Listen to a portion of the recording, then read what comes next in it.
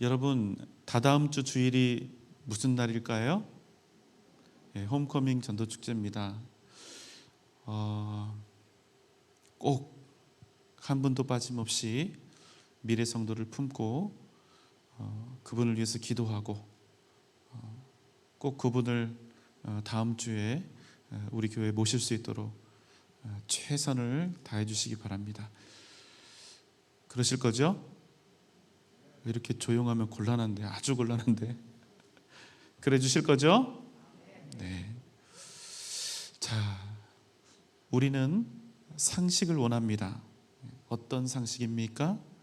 하나님의 은혜가 우리에게 합당하게 부어지기를 바라지요. 어떤 합당함입니까? 헌신과 수고. 내가 하나님과 교회 앞에 드린 헌신과 수고에 합당한, 더 원하는 게 아니에요. 더 원하는 게 아니에요. 욕심 부리는 거 아닙니다. 그에 합당한 은혜와 그에 합당한 하나님의 보응, 보상입니다. 무슨 말씀입니까? 내가 이 땅을 살아가는 동안 하나님께 신실하게 충성했다면 그에 대한 적절한 열매와 은혜가 내 삶에 있기를 바라는 것입니다. 여러분, 이런 생각 나쁜 생각이에요? 괜찮은 생각이에요? 앞입니까? 뒤입니까? 함정이 있는 줄 알고 괜찮은 거예요. 그게 여러분 상식적인 거 아닙니까? 하나님께 우리가 충성을 다했는데, 신실하게 헌신했는데, 우리는 기대하는 거예요. 하나님, 그럼 하나님께서 내 삶을 책임져 주시고 또 부유하게 하시고 명예롭게 해주시기를 우리가 그렇게 바라는 거예요. 그것 자체가 나쁜 거 아니잖아요. 평생을 우리 주님만 바라보고 사신 어르신들이 계십니다.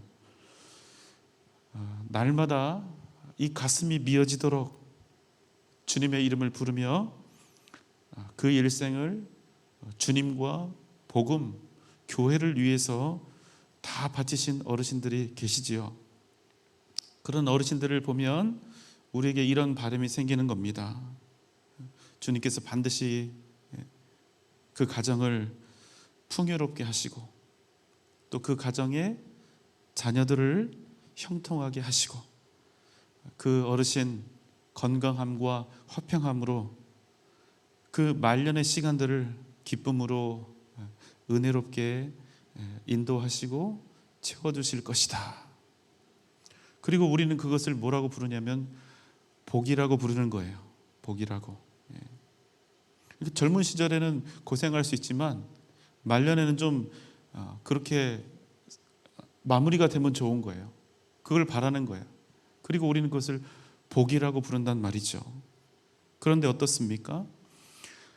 주님의 몸된 교회를 믿음으로 세우셨고 또 교회를 위해서 눈물과 희생으로 평생을 지탱해 오셨던 어르신들이 큰 병에 걸리기도 하고 가난하게 되기도 하고 그 자손들이 온갖 고초를 겪게 되는 일들도 있다는 거예요. 너무나 안타깝지만 2018년 10월에 하늘나라 가셨으니까 이제 5주기가 된 것 같습니다. 저는 요즘에도 가끔 천국 가신 허옥래 권사님을 생각합니다.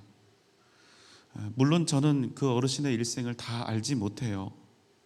하지만 제가 계산을 해보니까 제가 이 어르신하고 진짜 한 1년 정도 목사와 성도로서 이렇게 같이 보낸 시간이 있더라고요.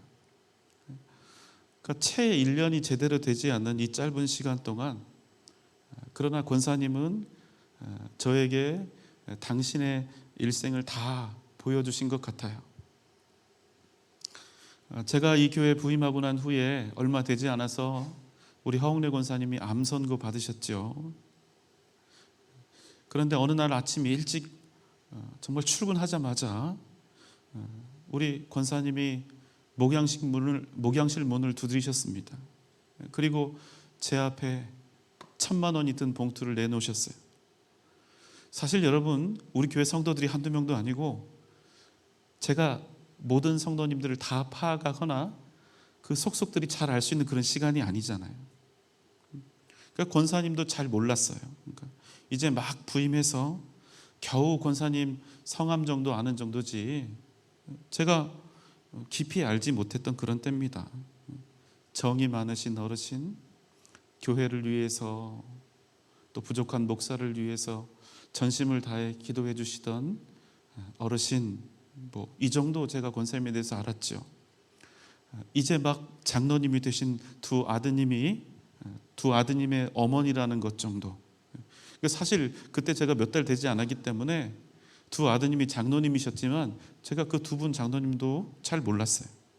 그런데 이 어르신이 제 앞에 1,000만 원이 든 봉투를 내미시는 겁니다. 그때 여러분 아시잖아요. 우리 교회 얼마나 힘들었는지. 놀랐어요. 제 눈에 그 권사님이 절대로 부자처럼 보이지 않았거든요. 권사님 말씀이 평생을 청소일 하면서 사셨다고 그렇게 했습니다. 그런 분이 어떻게 1,000만 원이나 되는 큰 돈을 가지고 오셨을까 싶었어요. 물었습니다. 권사님, 이게 도대체 무슨 돈입니까? 권사님 하시는 말씀, 내가 가난이 너무나 싫어서 나중에 나 늙었을 때 내 자식들 고생 안 시키려고 내가 평생 모은 돈입니다. 그러시더라고요. 아니 그럼 권사님 거기에 쓰셔야지 왜 이걸 들고 오셨어요? 왜 이러십니까? 내가 어제 기도하는데 하나님께서 다 하나님께 드리라는 이런 말씀을 받으셨다는 거예요. 그런 마음을 주셨다는 거예요. 그러면서 하시는 말씀이 내가 청소일해서 돈을 얼마나 벌었겠냐고. 그런데 당신의 그 일생을 생각하면 마치 기적과 같았다는 겁니다. 35세 혼자가 되셨는데 평생 가난과 싸워야 했다고 했습니다. 가난해서 힘들었고 가난이 너무나 싫었대요. 그야말로 청산과부가 되어서 아들 셋에 딸 하나를 키우셨는데 아무리 생각해도 당신이 번 수입으로는 도저히 안 될 일들이 일어났다는 거예요. 지나고 나서 보니까 이 자식들이 한 사람도 대학을 안 나온 사람이 없고 대학을 다 졸업했다는 거예요. 등록금이 과연 어디서 나왔을까 싶은 거예요. 하나님의 은혜가 아니면 당신의 일생을 설명할 길이 없노라 했습니다. 제 눈에는 가져오신 그 1,000만 원이 마치 10억처럼 보이고 100억처럼 보여서 도저히 받지를 못하겠는 거예요. 그래서 권사님이랑 목양실에서 받네 못 받네, 받아야 하네 못 받네 30분은 실랑이를 벌였던 것 같습니다.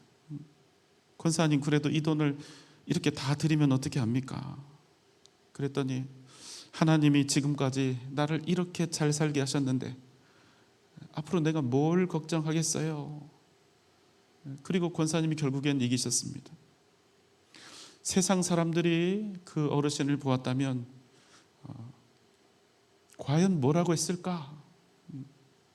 아마도 참 보잘것없는 어른이셨을 것 같아요. 누가 봐도 볼품이 없는 그런 인생 사신 것처럼 그렇게 보이지 않았겠어요? 젊은 시절에 혼자 되어서 평생 청소일이나 하면서 어렵게 자식들을 키운 이 노구의 할머니가 여러분 세상에서 대단하게 보일 리가 없지 않습니까? 하지만 저는 우리 이 허 권사님의 헌신과 충성이 부도 직전에 있던 우리 교회를 다시 일으키는 터닝 포인트가 됐다고 믿습니다. 그 한 사람으로부터 시작된 헌신이 그 후로 많은 분들의 헌신과 희생으로 이어지게 되었던 까닭이죠. 그래서 무엇이 어떻게 되었을까요? 저는 사실 우리 교회 사정 전혀 모르고 왔거든요. 와, 큰 교회에 부임하게 돼서 너무 좋다 이러고 왔다가 정말 지옥에 떨어진 줄 알았어요. 그러니까 우리 교회가, 그러니까 사실 우리 성도님들은 재정 상태를 정확하게는 다 모르셨을 거 아니에요. 와서 보니까 빚잔치를 하고 없어져도 누가 이상하다 이런 말 안 할 정도였더라고요. 그런데 얼마든지 그런 빚잔치로 끝날 수도 있었던 우리 교회가 다시 일어나 그 일을 계기로 회복과 부흥의 역사를 이루어가게 됐다는 거예요. 저는 그 스타트 라인이 우리 허 권사님의 그 헌신이었다고 생각이 됩니다. 그래서 저는 날마다 생각해요. 권사님이 너무나 고마운 거예요. 그래서 만약에 뭐 그러면 안 되겠지만 제가 지금 만약 천국 간다면 저는 제 할머니도 아니고 제 할아버지도 아니고 제일 먼저 허 권사님 찾아갈 것 같습니다. 권사님이 병원에 계실 때 제가 가끔 신방을 했습니다. 암 환자가 그렇죠. 참 많이 고통스러워 하셨어요. 어떤 날은 죽고 싶지 않다고, 나 정말 살고 싶다고도 하셨어요. 그런데 목사가 드릴 말씀이 없잖아요. 그래서 권사님 손잡고 같이 살려달라고 몇 번이나 기도하고 돌아오곤 했죠. 그리고 속으로 하나님께 그랬습니다. 주님께 평생을 헌신했던 이 여종을 왜 이렇게 하십니까? 얼마 후에 제가 다시 권사님을 찾아갔을 때 권사님의 기도가 바뀌어 있었습니다. 어떻게 해요? 천국에 대한 찬란한 소망과 감사로 변화되어 있었던 것입니다. 얼마 지나지 않아서 권사님은 결국 회복되지 못하고 천국으로 가셨습니다.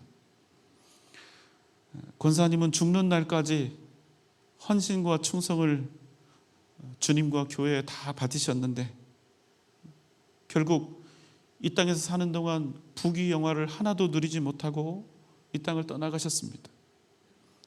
그것도 여러분 우리가 다 원하는 죽음의 로망이 있잖아요. 잠자다 가기, 평안하게. 그렇게 못 가시고 고통스럽게 암투병 하시다가 돌아가셨습니다. 당시 연세가 71살이니까 엄청 젊은 나이에 가신 거예요. 여러분 아시죠? 우리 그 자녀된 우리 장로님들이랑 얼마나 효녀분들인지 아시죠? 그럼에도 권사님이 일생을 다해서 주님께 드렸던 그 헌신과 충성에 비한다면 하나님께 세상의 좋은 것들 권사님에게 제대로 누리거나 즐기도록 그렇게 해주시지는 않으셨던 것 같아요. 그래서 드는 생각이 참 이상한 거예요. 그렇게 평생을 하나님께 충성하고 헌신하셨는데 이 말년이 그 헌신과 충성과 균형이 안 맞는 거예요. 이래도 되나 싶은 거예요. 여러분 한번 고민해 보세요. 그냥 기계적으로 우리가 보통 믿음으로 대답하는 거 그렇게 대답하지 마시고 한번 깊이 고민하시면서 마음으로 대답해 보세요. 여러분 어떻게 생각하십니까? 그게 우리 자신의 상황이 될 수도 있으니까. 권사님의 말년이 여러분 복되었다고 생각하십니까? 아니면 그렇지 못했다고 생각하십니까? 내가 그 상황이 된다면 나 스스로 나에 대해서 나는 복되다 이렇게 얘기하실 수 있어요. 오늘 본문에서 우리는 자신의 일생을 하나님께 다 드렸지만 결국 가나안에 들어가지 못한, 가나안을 금지당한 모세를 만날 수 있는데요. 자, 민수기 27장 12절로 14절의 말씀입니다. 여호와께서 모세에게 이르시되 너는 이 아바림 산에 올라가서 내가 이스라엘 자손에게 준 땅을 바라보라. 본 후에는 내 형 아론이 돌아간 것 같이 너도 조상에게로 돌아가리니 이는 신 광야에서 회중이 분쟁할 때에 너희가 내 명령을 거역하고 그 물가에서 내 거룩함을 그들의 목전에 나타내지 아니하였음이니라. 이 물은 신 광야 가데스의 무리바 물이니라. 물론 모세에게 과오가 없었던 것은 아닙니다. 가데스에서 물이 없을 때 백성들이 모세와 아론을 향해서 분노했지요. 내가 너희들이 우리를 이 광야에서 죽게 하려고 애굽에서 이끌어내었다. 이에 하나님께서는 모세에게 반석에게 명하여 물을 내라 이렇게 말씀하셨죠. 하지만 이 패역한 이스라엘 백성들 앞에서 너무나 화가 난 모세가 참지를 못하고 반석을 지팡이로 때려서 물을 낸 것입니다. 이에 대해서 하나님이 뭐라고 얘기를 하시지요? 모세, 네가 나의 거룩함을 드러내지 아니하였다.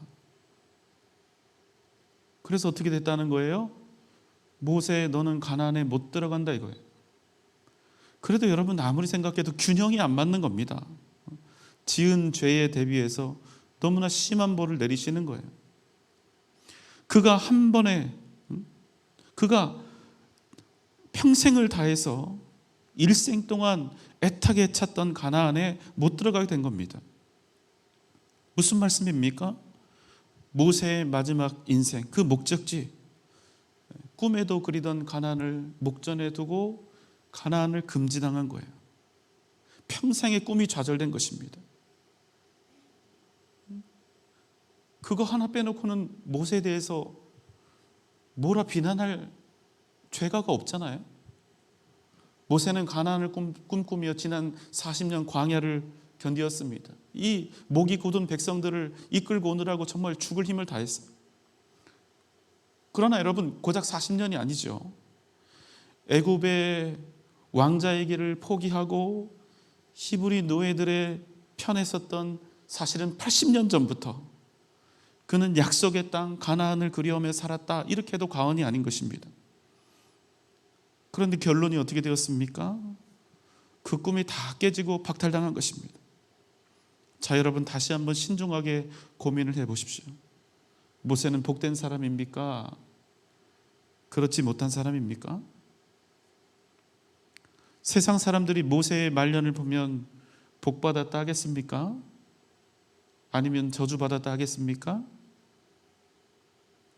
만약 여러분이 여러분의 일생을 통해서 하나님께 헌신하고 충성하는 그런 삶을 살았음에도 불구하고 끝내 그저 평범한 일상의 평안과 안녕조차 누리지 못하고 죽음을 맞이하게 된다면, 병에 걸리고 가난하게 되고 힘겨운 순간 속에서 죽게 된다면, 여러분은 여러분의 죽음을 어떠한 의미로 받아들이시겠어요?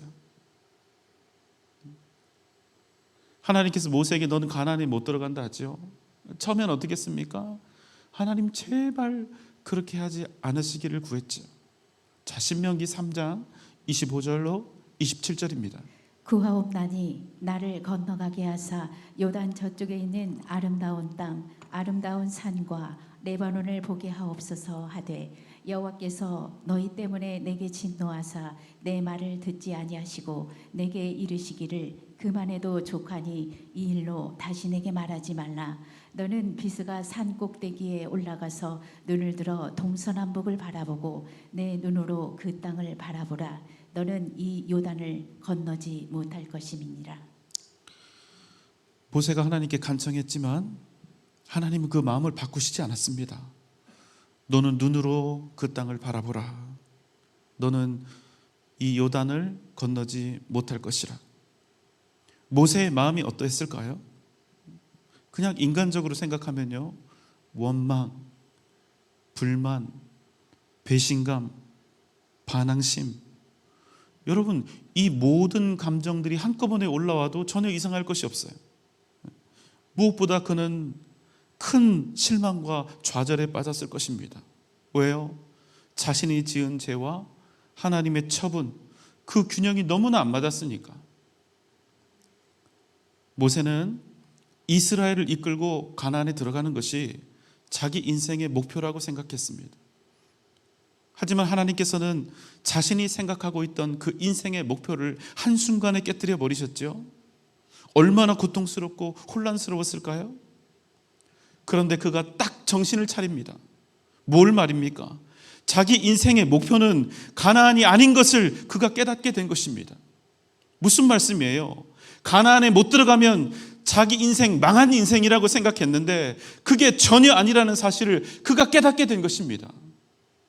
가나안에 들어가지 못하면 지질이 복도 없는 인생이라고 생각했는데 복은 절대로 그런 것이 아니라는 사실을 그가 깨닫게 된 겁니다. 그래서 그는 이제 가나안에 대한 열망, 그 잘못된 목표를 버리고 그 무엇보다 중요한 마지막 사명을 위해 하나님께 간구하기 시작하는 것입니다. 민수기 27장 15절로 17절입니다.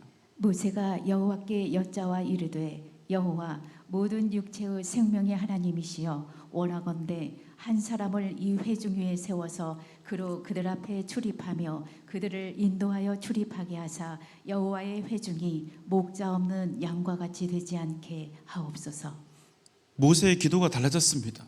나로 가나안에 들어가게 하소서 이렇게 기도했던 모세가 이제는 가나안보다 훨씬 더 중요한 것을 위해서 기도하기 시작했다는 것입니다. 무슨 기도입니까? 주여, 이스라엘이 목자 없는 양과 같이 되지 않게 하옵소서. 무슨 말씀입니까?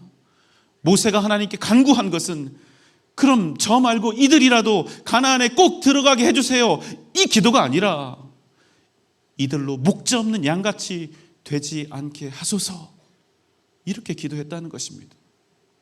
무슨 말씀입니까? 이제는 젖과 꿀이 흐르는 가나안에 대한 기도가 아닙니다. 더 이상 가나안을 달라는 기도가 아니에요. 그럼 무엇에 대한 기도입니까? 비록 패역하기 짝이 없는 이스라엘이나 그럼에도 불구하고 그들이 인생의 진정한 목적이며 본질이신 하나님을 결단코 놓치지 않게 해달라고 간구하고 있었던 것입니다. 이 세상 그 무엇보다 중요한 것, 살아계신 하나님을 나의 하나님으로 섬기며 살아가는 것, 그 어떤 순간에도 우리 주님 예수 그리스도로 말미암아 살아가는 것. 모세는 이제 이스라엘을 위해 그 기도를 하고 있는 것입니다. 세상은 이렇게 손가락질 할지도 몰라요. 모세에게 자기도 결국 벌받아서 가나안에도 못 들어가는 주제에 무슨 하나님을 찾고 남겨진 사람들의 구원을 염려하고 있는가? 자기도 평생 가난하게 살았고 힘겹게 하루하루를 살았고 결국 병들어 초라하게 세상 떠나는 주제에 무슨 예수가 어떻고 천국이 어떻고 구원이 어떻고 영생이 무엇이라고 얘기할 수 있는가? 여러분 지금부터 잘 들으세요. 그런데 놀랍지요? 여러분 이게 하나님 살아계심의 증거란 말입니다. 천국이 있다는 증거란 말이에요. 잘 들으세요. 무슨 증거입니까? 평생을 주님과 교회에 헌신하며 살았는데 끝내 가난하게 죽고 힘들게 살다가 죽고 병들어 죽고 초라하게 죽는 게 무슨 증거가 되냐? 아니요, 그렇지 않아요. 평생을 그렇게 살았는데요. 평생을 헌신하며 살았는데요. 주님만 알고 주님께 충성하며 살았는데요. 그 인생의 결과가 만약에 가난과 힘겨운 이 문양이란 말이에요. 그리고 여러분 이제 우리가 죽게 된 겁니다. 마침내 이 세상을 떠나야 되는 그런 시간이 된 거예요. 아무것도 받은 게 없잖아요. 세상 부귀영화 아무것도 얻은 게 없잖아요. 이제 죽으면 끝나는 거잖아요. 그럼 뭐가 아쉬워서 그 사람이 하나님 앞에 고개를 조아리고 주님을 높이고 천국을 소망할 수 있냐는 거예요. 이제 죽어야 하는데 이 시점에서 부자가 되고 명예를 얻으면 뭐해요? 죽는 사람에게 부귀영화가 다 무슨 소용이 있습니까? 속은 거 아니에요, 속은 거. 그러니까 여러분 인간적인 생각으로 지금 이 순간은 하나님에 대한 배신감, 원망, 실망 이런 감정들이 얼마든지 나올 수 있는 거예요. 주님 좀 봅시다. 내가 죽을 때까지 평생을 주님 위해 교회 위해서 살았는데 지금 내 꼬라지를 좀 보세요. 이게 뭡니까? 지금 내가 받는 이 상황이 이 처지가 합당한가요? 여러분 이럴만 하지 않아요? 이게 끝인데요. 더 이상 하나님 앞에 하나님으로부터 이 세상에서는 얻을 수 있는 게 없는데요. 여러분 그 시점은요 균형에 맞지 않는 처우에 대해서 아무리 반항해도 누구도 뭐라 할 수가 없는 바로 그 시점이라 이 말입니다. 그런데 여러분, 놀라운 거예요. 죽음이 가까워오면 가까울수록 그 마음이 하나님에 대한 원망과 불평으로 쌓이는 것이 아니라 오히려 더 큰 기대와 소망으로 넘쳐나게 된다는 것입니다. 왜요? 주님 계신 천국이 가까이 오고 있기 때문에. 그래서 그 죽음의 순간 마지막 진심을 담아서 외치는 것입니다. 그럼에도 예수는 믿어야 한다. 예수는 믿어야 한다. 예수 믿고 구원받아야 한다.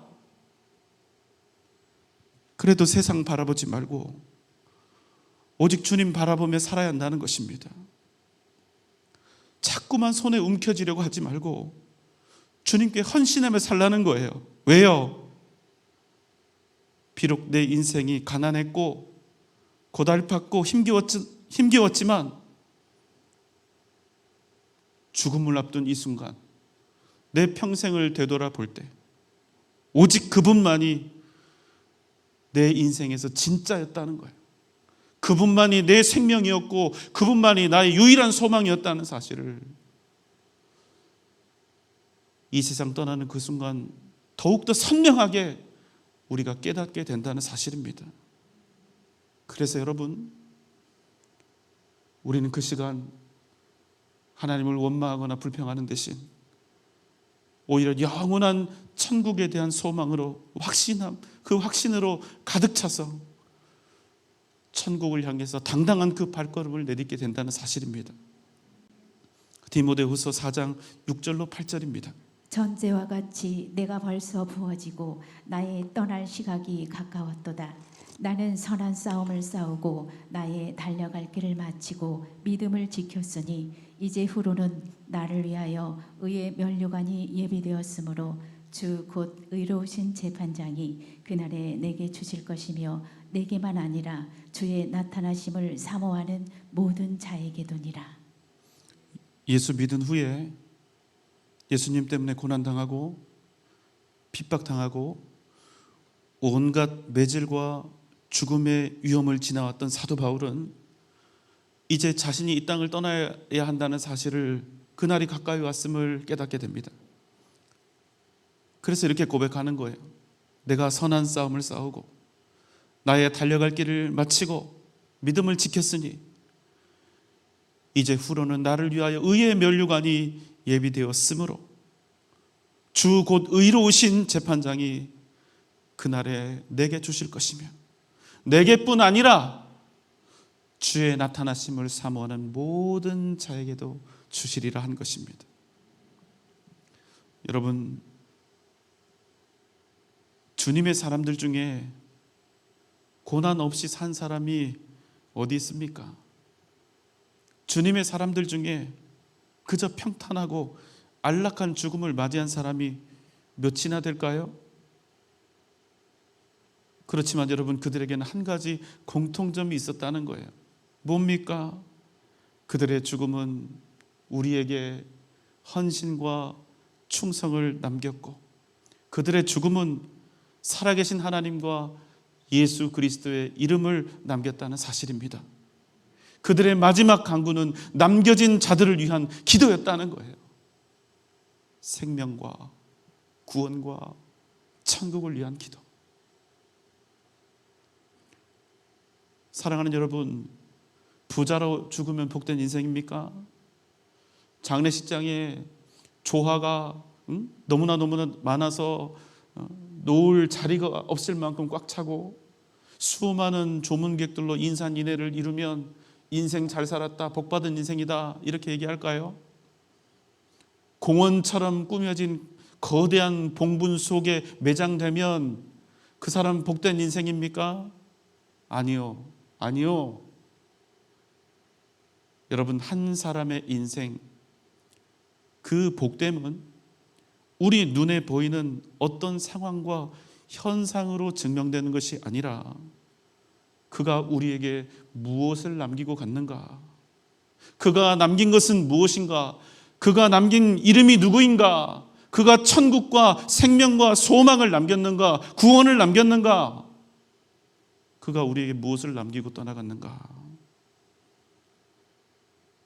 여러분, 이것으로 그의 복됨이 증명되어진다는 사실입니다. 여러분, 아멘입니까? 천국이 있다는 사실을 일깨우고 떠나는 사람, 예수 그리스도를 믿으면 구원받고 하나님의 자녀가 된다는 그 사실을 우리에게 일깨우고 그 이름을 남기고 떠나간 사람, 여러분, 그 사람이 복된 사람인 것인 줄 믿습니다. 왜요? 우리 인생은요, 이 땅 와서 다 능력도 다르고 상황도 다른데 누가 잘하나, 누가 이 경쟁 사회에서 얼마나 잘 되었고 부유해졌는가, 여러분, 이 목적 때문에 우리가 인생을 살아온 것 아니라는 거예요. 우리 인생의 목적이 뭡니까? 주님으로 살고 주님으로 죽는 것이 영원한 복인 것을 증거하는 삶. 우리는 이 목적을 위해서 이 땅을 살아가고 있는 줄 믿습니다. 사랑하는 여러분, 기억하십시오. 주님의 이름을 전할 수 있다면, 복음을 전할 수 있다면, 예수님 이름 전하면서 내가 핍박받을 수 있다면 복된 사람이에요. 가진 것 없어도, 고난 가운데 있어도, 남들처럼 부유하게 살지 못해도 예수 이름 붙잡고 사는 인생, 예수 이름 전하는 인생, 예수 이름 남기는 인생이 복된 인생이라는 사실을 여러분 잊지 마시기 바랍니다. 예수 때문에 기꺼이 낮아질 수 있어요? 예수 그 이름 때문에 내가 가진 귀한 것들 내려놓을 수 있어요?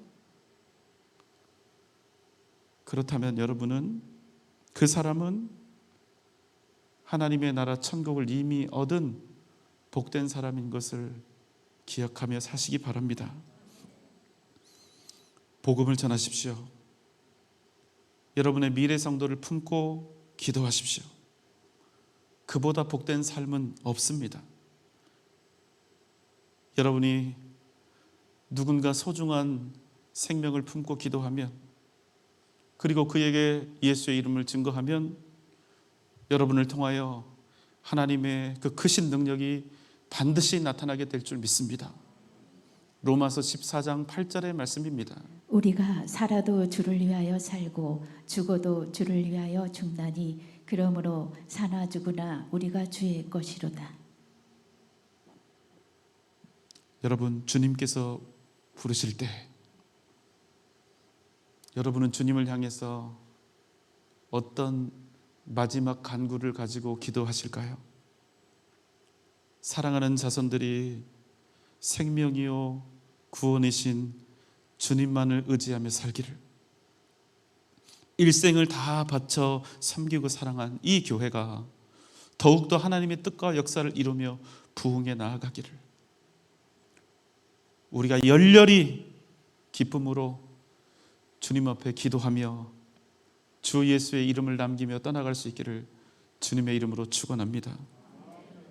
살아도 주님을 위해서, 아파도 주님을 위해서, 부자가 되는 것도 가난하게 되는 것도 형통한 것도 그렇지 못한 것도 주님을 위해서, 죽는 것도 주님을 위해서, 영원한 생명과 복음을 위해서 온전히 바쳐진 복된 삶을 살며 그 영광된 마지막 날을 준비하는 저와 여러분 되시기를 주님의 이름으로 축원합니다.